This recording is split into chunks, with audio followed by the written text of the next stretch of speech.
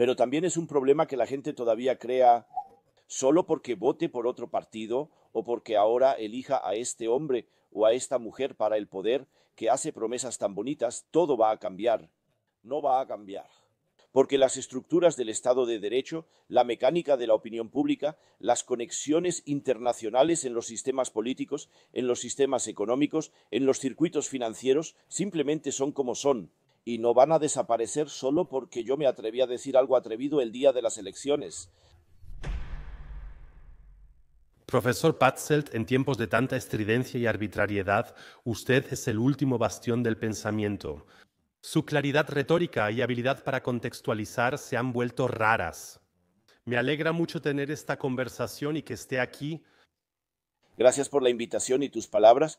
Profesor Patzelt, comencemos con una pregunta provocadora.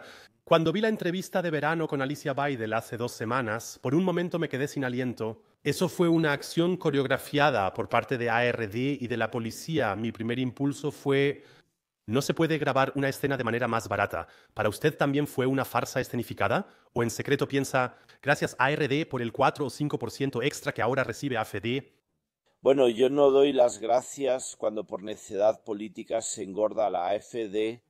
Si un partido crece debe ser por sus propios méritos y no porque los adversarios políticos se sientan tan débiles con sus propias críticas que necesiten apoyo acústico para impedirlas. Me parece que la AfD pudo haber anticipado que una entrevista así, al aire libre y cerca de lugares de acceso público, obviamente sería interrumpida. Quien haya visto la entrevista con Alejandro Gauland hace algunos años, grabada en un barco cerca de un sendero peatonal, sabe que en ese entonces ya hubo mucho ruido que interrumpió la conversación. Eso se pudo haber previsto con un poco de precaución. No creo que haya sido intencional dejar que la entrevista se realizara así, porque eso realmente habría sido una tontería insuperable, pero que después hayan reproducido la entrevista sin filtro de sonido, eso sí se pudo haber evitado, porque ahora circulan en Internet algunas versiones de la entrevista donde ya no se escuchan los gritos y cánticos molestos. Y entonces, por supuesto, también se tiene una experiencia extraña al escuchar la entrevista. En resumen, esa fue una bancarrota en la lucha contra la AfD. Y con gusto retomo la propuesta de Wolfgang Bosbach. El Centro para la Belleza Política debería llamarse Centro para la Estupidez Política. Eso lo expresó usted muy bien. Un número que realmente me ha ocupado mucho en las últimas semanas. 1 billón de euros fue malversado del fondo de pensiones en décadas recientes. Los jubilados podrían vivir increíblemente en el país de la abundancia. En cambio, les espera una vejez indigna, recogiendo botellas o buscando ingresos extra. ¿Por qué deberías seguir partiéndote la espalda en este país si al final de cuentas te va a dejar tirado de todas formas?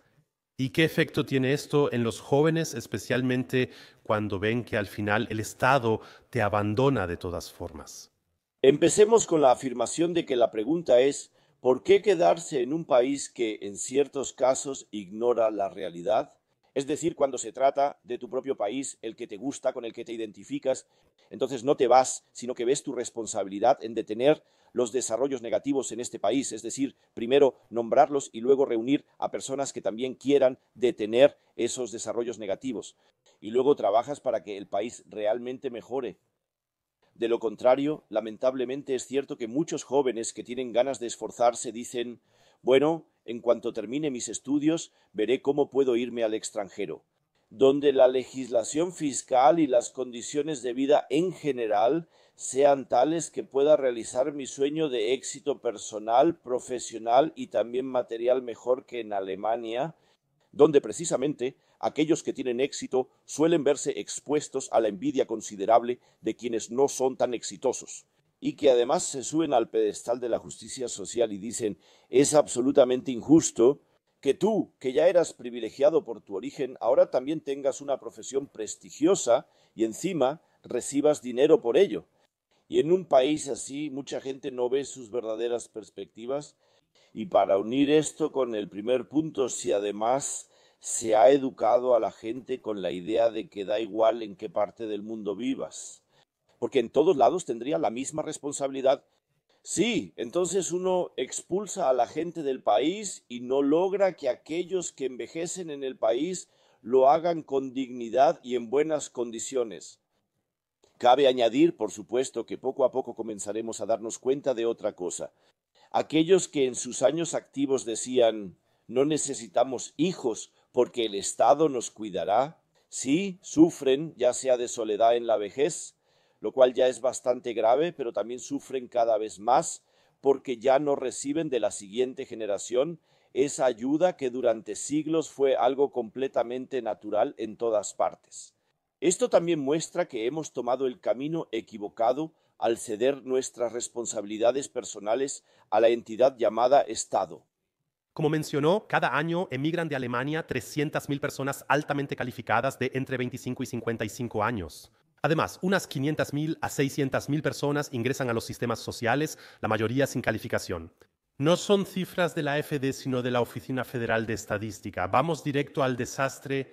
Es cierto que se han producido muchos desarrollos erróneos, en parte por buena voluntad y la típica actitud de laissez-faire. Pensamos que no será tan grave y que podremos soportarlo. Y en parte también porque algunas personas realmente querían cambiar el país. Varios países trabajaron durante décadas para lograr revoluciones socialistas porque pensaban que eso mejoraría la vida. No lo hizo, y en nuestro país, desde hace mucho tiempo, se ha trabajado para que Alemania finalmente se convierta en una sociedad multiétnica y multicultural, porque de todos modos algo como la cultura alemana no existe, y además la gente en Alemania se vería mucho mejor si, por así decirlo, hubiera habido muchas más matrimonios mixtos con inmigrantes que hubieran producido niños de color. Lo exagero un poco de manera irónica y sarcástica, pero también se ha trabajado en eso durante mucho tiempo, de modo que esa cohesión social ya no es algo que se dé por sentado. Al decir, no somos solo un montón de individuos con nuestros derechos individuales, sino que también somos una comunidad que comparte muchas cosas y que también quiere compartir solidariamente, y donde debemos asegurarnos de que las personas productivas lleguen al país y no lo abandonen, y que en el país formemos lo mejor posible a todos aquellos que algún día puedan convertirse en personas productivas. Tenemos laissez-faire en el descuido del sistema educativo. Tenemos intención al cambiar la composición de la sociedad sin un esfuerzo de integración correspondiente y, en consecuencia, nos estamos metiendo en problemas que se pueden describir de manera contundente. Así como usted lo hizo, el país se está yendo a la ruina. No me parece que alguien lo haga a propósito, pero me parece que algunas personas son tan ciegas y también tan obstinadas ideológicamente que simplemente ignoran las advertencias que, de hecho, han existido desde hace mucho tiempo y tratan de excluir a quienes advierten, llamándolos aguafiestas, racistas, demasiado tontos para este mundo y así sucesivamente. ¿Cree usted, profesor Patzelt, que esta fragmentación es intencional políticamente? Porque todo lo que nos une, como religión, rituales, géneros, familias y tradiciones, es cada vez más rechazado. Me parece que si ha habido una intención política o cultural, la comprensión de que cada individuo tiene ciertos derechos también necesita cierta atención y que el individuo no debe disolverse en el colectivo, como diciendo tú no eres nada, tu clase, tu pueblo o tu comunidad social lo es todo. Y eso ya es una corrección útil en comparación con ideas colectivistas anteriores. Pero creo que, formulado en este contexto, nadie en este país realmente quiere dividir, fragmentar o enfrentar a las partes de la sociedad entre sí. Más bien, me parece que aquellos que han moldeado este país durante décadas porque han ejercido la hegemonía cultural, ahora responden a cualquier intento de cuestionar su hegemonía con fuertes actividades de exclusión, de modo que ahora gran parte de la gente en el país que vive de manera normal y razonable, como lo han hecho sus familias y círculos sociales durante décadas, de repente se encuentra en una posición marginal. Se les considera radicales y extremistas, aunque ellos se han mantenido en su postura. Y esta lucha contra los que no creen lo correcto, contra los que se desvían de lo que se considera políticamente correcto, excluir a los políticamente o de alguna otra manera incorrectos, eso contribuye de manera significativa a esas tendencias de división en nuestra sociedad que usted mencionó al principio de su pregunta? Su colega bávaro, el profesor Patzelt, está interesado en el software de vinculación de datos Palantir. Por un momento me quedé sin aire. Hablamos de un software que combina flujos de dinero, movimientos, redes sociales y biometría. ¿Hablamos de seguridad o en realidad de un sistema de crédito social alemán presentado de otra forma? Parece una acción orquestada mundialmente. Ya participan 150 países en estos esfuerzos de digitalización. Sí, eso es algo complicado. Por un lado, a un individualista como yo se le eriza la piel cuando...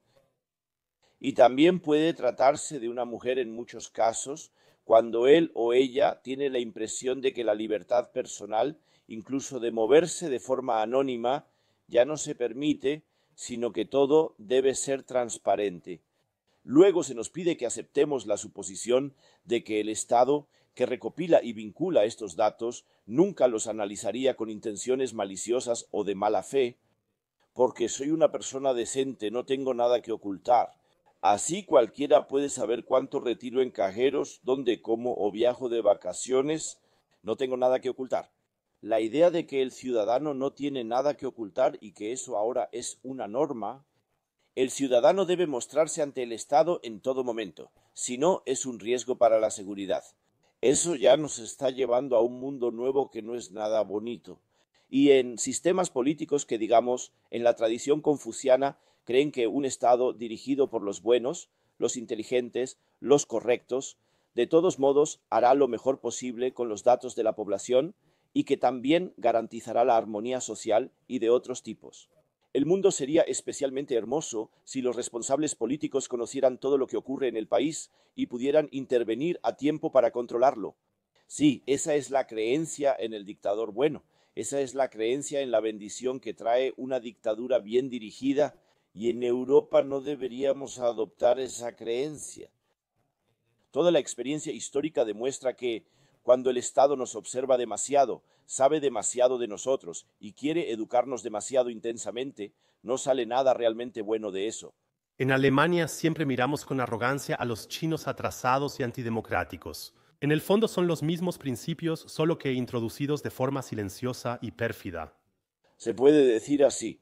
En cuanto al caso chino, siempre trato de ser especialmente justo.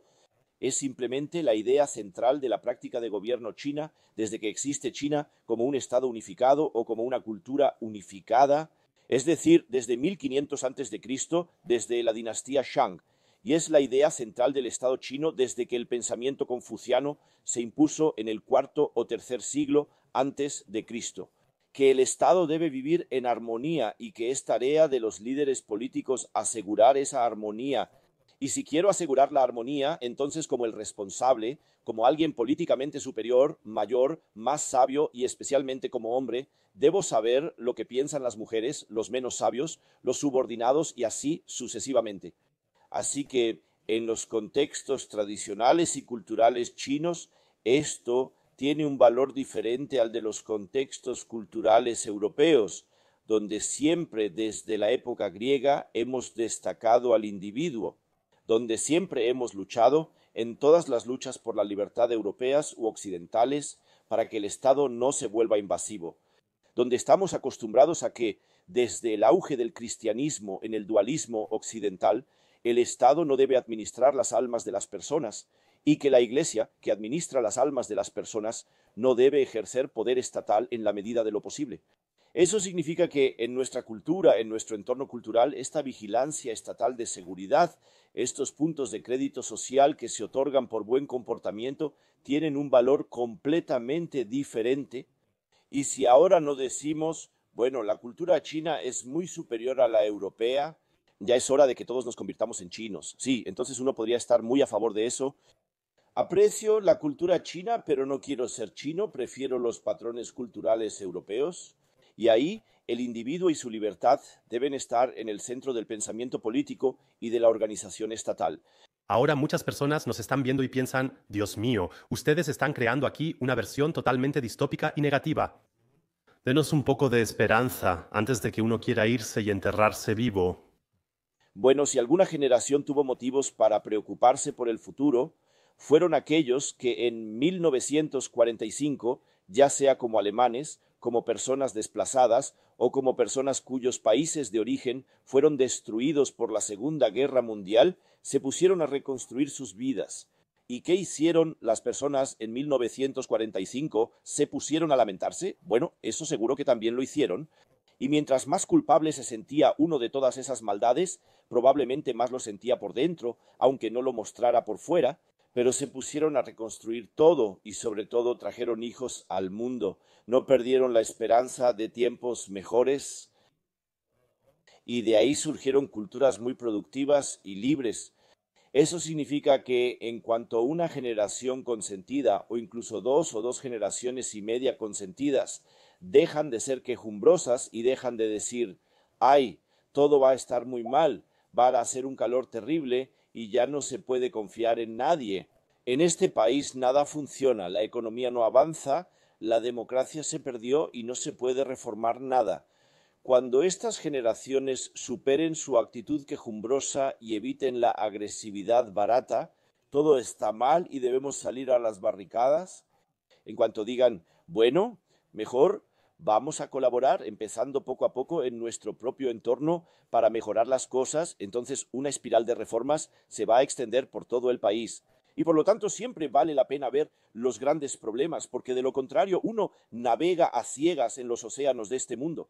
Pero en el área donde cada persona puede asumir responsabilidad y marcar la diferencia, realmente se trata de alentar y empoderar a uno mismo. Eso es justo lo que siempre he entendido como mi papel. Eso lo expresó muy bien. Y aquí el mantra en Conoce a tu mentor no es confiar en el revolucionario ni en lo políticamente correcto, sino confiar en uno mismo. Porque ese es el verdadero acto de rebeldía. Ya no eres manipulable ni seducible. Eso lleva, en el mejor de los casos, a una libertad interior, a una libertad financiera, y entonces tampoco tienes que participar en todo este espectáculo coreografiado que involucra a todos los partidos, y puedes de alguna manera, desde un empoderamiento personal, decir, ahí no tengo que entrar. Dejo mi celular 2 semanas y me voy al bosque o paso tiempo con mi familia. No hay nada de malo en creer en uno mismo y confiar en tu propio juicio. Pero, y este pero es importante, uno tiene que invertir antes y durante todo el proceso una y otra vez. Debo entrenar mi propio conocimiento, mi propio pensamiento, mis propios estándares y mis propios criterios con lo que otras personas inteligentes han pensado y con las experiencias históricas. Entonces, alguien que se ha formado históricamente, éticamente, políticamente para esa persona, aplica completamente lo que ustedes dicen. Pero hay que advertirle a la gente que solo porque han empezado a pensar no deben creer que eso ya es suficiente para lograrlo todo en una situación tan complicada como la nuestra. Sí, claro, está bien tirar el celular, pero no hace daño no tirar los libros, no, sino leerlos, especialmente en tiempos sin celular. ¿Sabe, profesor Patzelt? He votado por todos los partidos allá afuera, incluso por la AfD, y tengo la sensación de que afuera no cambia nada de todos modos. Al llegar al poder, los partidos se corrompen o solo se ocupan de alguna manera en mantenerse en el poder y se olvidan de por qué se postularon originalmente. Y si uno ve a un Donald Trump, él se postuló. Y muchísimas personas de este movimiento, Make America Great Again, también tenían una gran chispa de esperanza de que este revolucionario político, en combinación con Musk, que aporta la visibilidad y el dinero, realmente cambiara algo para bien. Y ahora, 8 meses después, todos tienen que admitir con resignación, la corrupción de alguna manera se celebra en el escenario mundial, donde antes tal vez se acordaba en Davos o en algún cuarto trasero de manera silenciosa y discreta. Realmente en el sistema no ha cambiado absolutamente nada. ¿Comparte usted esta opinión? Entiendo la frustración cuando, a pesar de los esfuerzos y de las promesas de los políticos elegidos después, no cambia casi nada. Pero hay que añadir al menos dos cosas. Una cosa es que en una democracia con división de poderes, todo está organizado de tal manera que una sola persona no puede cambiar mucho de todos modos. Incluso un partido nuevo en el poder no puede cambiar mucho. Ese es precisamente el motivo por el cual no entramos en pánico antes de las elecciones. Por eso decimos que sin importar cómo termine la elección, en esencia la vida seguirá siendo como hasta ahora. Y eso es algo bueno. Pero, por supuesto, la otra cara de esto es que nada cambiará de manera significativa en el corto plazo. Y en este punto, además, debe decirse, es una deficiencia que en el debate político se ha vuelto común que los políticos, para ser elegidos, prometan mucho más de lo que pueden cumplir. Y luego, citando a Franz Josef Strauss, más bien hacen un desastre en lugar de reformar realmente el país para mejorarlo. Pero también es un problema que la gente todavía crea solo porque voto por otro partido o porque ahora elijo a este hombre o a esta mujer para el poder que hace promesas tan bonitas, todo va a cambiar. No va a cambiar nada porque las estructuras del Estado de Derecho, la mecánica de la opinión pública, las conexiones internacionales en los sistemas políticos, en los sistemas económicos, en los circuitos financieros, simplemente son como son. Y no van a desaparecer solo porque el día de las elecciones me atreví a decir algo atrevido. En ese punto, sería bueno que especialmente la población frustrada analizara las razones de su frustración y quisiera reconocer que de vez en cuando uno mismo tiene la culpa, porque uno tiene esperanzas de cambio mucho mayores de lo que es realista y no se da cuenta lo suficiente de que el atractivo de una sociedad libre radica en que uno puede asumir el próximo año en verano o el próximo año en Navidad, básicamente todo funcionará igual que ahora, solo que con algunos matices importantes diferentes y, con suerte, mejores. En países, señor profesor Patzelt, como Canadá, Australia y Dubái, está completamente claro y regulado. Sin calificaciones, sin capital, no entras al país. Punto. La migración ahí se vive sin tanto drama. En ese momento, el término de la AfD me pareció muy fuerte. Aunque sé, por supuesto, que por la historia está un poco cargado, pero dejando eso de lado, fue claro, emotivo y fácil de identificar. Ahora la AfD ha ido y ha eliminado este término de su programa electoral y, en mi opinión, suena igual de intercambiable que los otros partidos. ¿Qué se está preparando concretamente? ¿Son estos ya los indicios de una posible coalición entre la Unión Demócrata Cristiana y la AfD? Entonces empecemos con la afirmación de que cuando hay inmigración, es decir, cuando hay personas que llegan a un país y que quienes ya llevan más tiempo viviendo en el país, por supuesto, también tienen todo el derecho de emigrar, de lo cual hablamos hace un momento, entonces también debe considerarse algo normal que las personas que han inmigrado a un país pero que no han logrado establecerse realmente ahí, que al menos teóricamente algún día regresen a sus propios países. Y entonces la remigración no es otra cosa que la inmigración vista al revés, que uno con los términos, que se genere tanta discusión por los términos en vez de por las posturas políticas, por los puntos de vista políticos. Eso es un desvío que tenemos desde hace muchos años en nuestro comportamiento discursivo político. Los términos no son culpables ni inocentes, por lo que no deberíamos perseguirlos. Los argumentos y las intenciones en las que se inserta el uso de los términos son los que hacen culpable o inocente. En consecuencia, habría sido mucho más correcto que el debate sobre el término remigración se hubiera llevado de la siguiente manera: que uno se hubiera preguntado seriamente y no de manera polémica si realmente tiene sentido que cualquiera en el mundo pueda inmigrar a un país como el nuestro, porque el derecho de asilo es un derecho humano universal. Es impensable que personas que no logran integrarse o se comportan de forma que no parecen pertenecer a nosotros, que regresen a su país, que aquí el debate, por así decirlo, se ha llevado de manera deshonesta y malintencionada. Eso es parte de la forma en que se ha manejado la política migratoria en nuestro país desde hace mucho tiempo. Al principio, cuando comenzó la gran inmigración en 2014 y 15, estuvo claramente acompañada de un imperativo moral. Es propio de un Estado libre, de un Estado rico como el nuestro, simplemente ayudar a los necesitados del mundo. Y eso significa que si no se pueden cambiar las condiciones de vida en esos países, hay que dejar que vengan a Alemania y fomentar una cultura de bienvenida. Y quien no lo vea así es un racista y no ha aprendido nada de la historia alemana. Así que nunca tuvimos una evaluación objetiva sobre qué tipo de migración necesitamos, cómo la gestionamos y cómo tratamos a aquellos cuyo derecho de residencia en Alemania se revisa, pero que al final no se pueden sacar del país, porque durante mucho tiempo se les permitió quedarse, porque ahora ya se han integrado en comunidades eclesiásticas y así sucesivamente. En lugar de eso se atacó el término y a quienes lo usaban.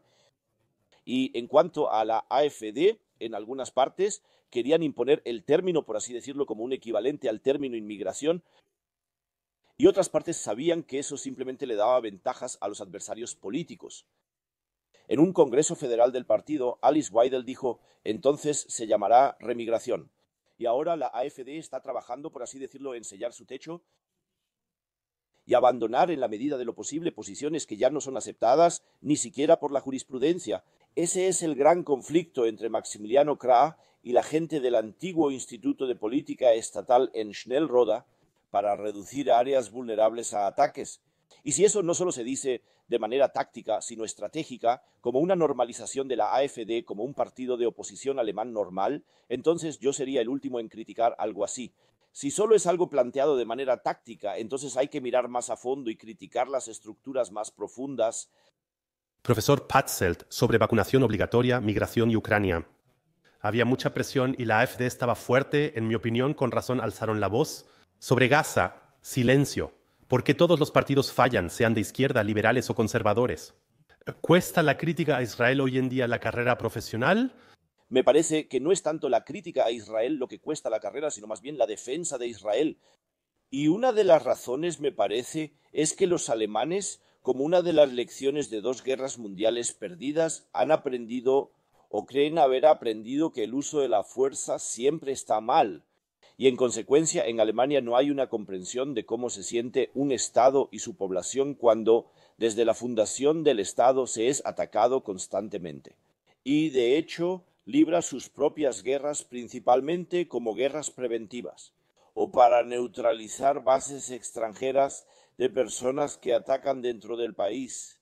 Se ha perdido completamente la sensación de que es algo legítimo para un Estado defenderse. Y además en Alemania también se han olvidado muchas conexiones históricas. Por ejemplo, que según la fórmula de Tierra por Paz, Israel abandonó la ocupación de la Franja de Gaza después de varios años. También disolvió varias colonias judías usando la fuerza contra su propia gente, con la esperanza de que si se devuelve la tierra, entonces habrá paz. ¿Y qué hicieron las personas allí? Luego eligieron a Hamás en las primeras elecciones libres y Hamás cavó túneles bajo la tierra. Incluso hicieron túneles debajo de escuelas y hospitales para lanzar ataques militares contra Israel desde ahí. Eso, por así decirlo, no está presente en la conciencia alemana. Como resultado, solo se ve que Israel bombardeó la Franja de Gaza y que eso realmente es algo terrible, al igual que los bombardeos atómicos sobre Hiroshima y Nagasaki fueron algo realmente horrible. Y entonces, por supuesto, todos los instintos se despiertan y dicen que eso debe terminar. Sí, debería terminar el deseo de los palestinos de tener un propio Estado, junto con la idea de que sí, en realidad solo debería haber un Estado palestino. Y el Estado judío no tiene ningún derecho a existir, pero estas conexiones rara vez se mencionan en el discurso político, porque quien las menciona, sí, se pone del lado de personas que se comportan igual de mal, y lo digo de manera sarcástica, como los alemanes en la Primera Guerra Mundial cuando ocuparon Bélgica, y como los alemanes devastaron Polonia y Rusia. Por lo tanto, el alemán decente debe haber aprendido que basta es basta, y los israelíes porque también usan pastores alemanes de vez en cuando. Esos son en realidad los nuevos nazis, y quien quiera resistir a los nazis lo hace mejor ahora contra los nazis judíos. Espero que se note la ironía, el sarcasmo y también la profunda indignación que siento ante estas cosas en mis palabras. Últimamente he estado muy emocional. 120,000 niños y mujeres. Yo mismo soy padre de una hija pequeña que fueron masacrados. Gaza ha sido arrasada hasta los cimientos. Por supuesto que todo esto es sumamente complejo, si no, probablemente estaríamos aquí sentados recibiendo un premio Nobel de la Paz. Por supuesto, muchos más países árabes también deben involucrarse de alguna manera y desarrollar una visión para toda esta región. Pero en algún momento los políticos alemanes no dicen Alemania primero ni que debamos priorizar a Alemania. Deberíamos quedarnos con los recursos aquí. Pero nosotros entregamos todas las armas de precisión que al final de cuentas han contribuido de alguna manera a toda esta masacre. Y me parece muy extraño que todos los políticos alemanes se hayan abstenido completamente aquí. Y en general toda la política migratoria Hace un momento hablamos de todos los inmigrantes y aquí también se deja completamente de lado el contexto. Nos hemos involucrado de alguna manera en todas esas guerras, guerras de agresión en Siria, en Afganistán, en Irak. Hasta hace poco, un ministro de Defensa decía, la libertad de Alemania debe defenderse en el Hindú Kush. Y eso también lo ven algunos políticos de AfD. Por ejemplo, hablé con Maximiliano Krah, quien dijo, nuestra política exterior es desastrosa y al final ha contribuido de alguna manera a todo este sufrimiento, a la destrucción de los medios de vida de muchas personas. Pero eso se deja completamente fuera del debate público y se actúa como si los extranjeros que vienen a nuestro país fueran un fenómeno natural que de repente tocan a las puertas de Alemania. En realidad eso también tuvo una causa, no por nosotros ni por el panadero, sino por los políticos que mandaron a nuestros soldados allá. Sí, así es, y hay que añadir algo más doloroso. Lo que la política occidental ha hecho muchas veces es destruir estructuras establecidas, medio funcionales, autoritarias y autocráticas. En Alemania, la alegría fue increíblemente grande cuando el régimen de Gaddafi en Libia cayó, porque ahora finalmente llega la paz y en Túnez comienza la primavera árabe y en todas partes se impone la democracia. Como resultado, Assad en Siria debe desaparecer y nosotros lo combatimos. La idea de que, de vez en cuando, dadas ciertas condiciones culturales e históricas, el gobierno autocrático es el único que funciona, aunque no sea legal ni democrático y muchas veces viole los derechos humanos.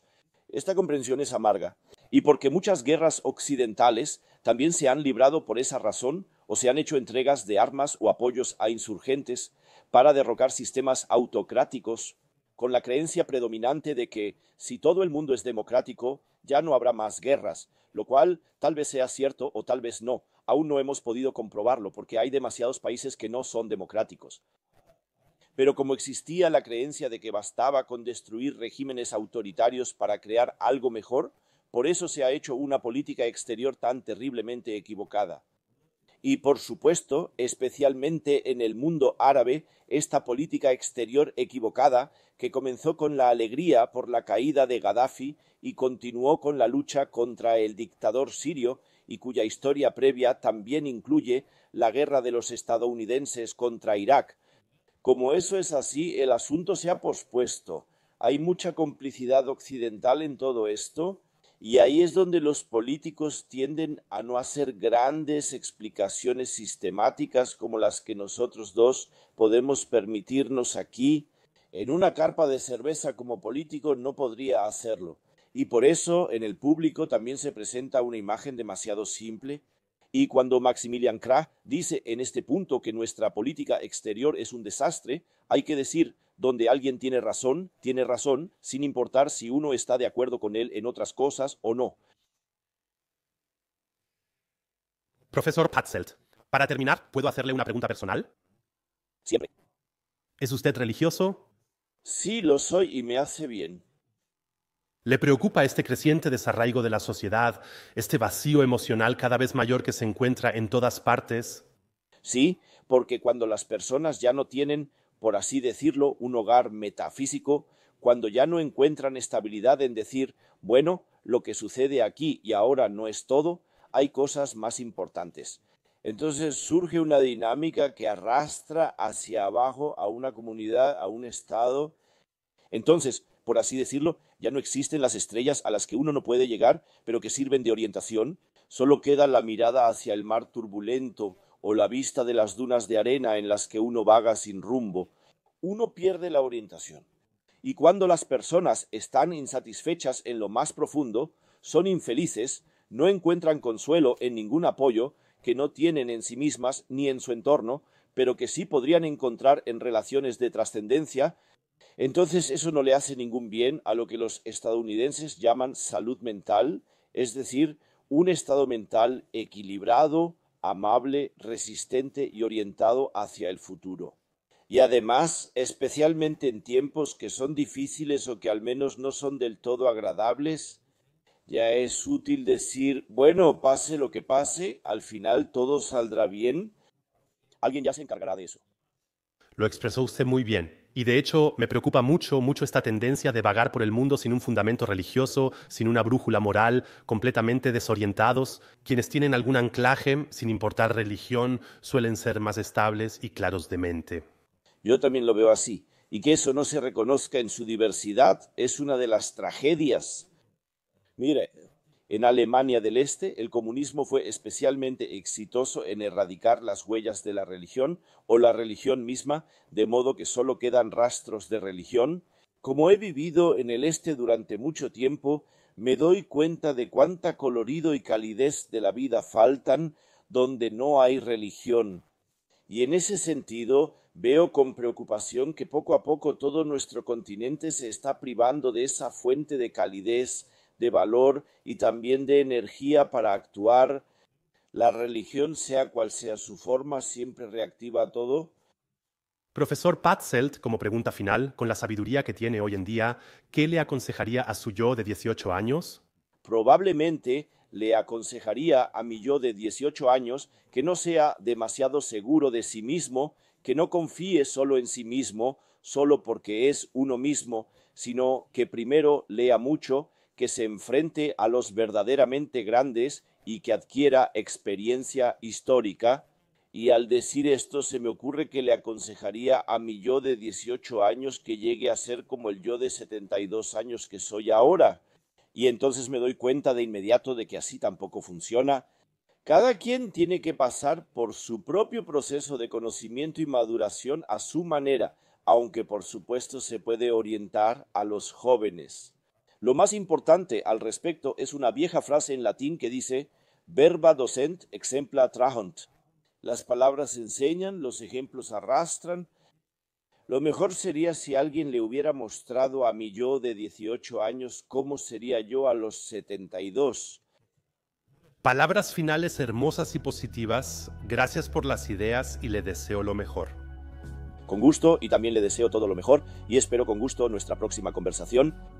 Gracias.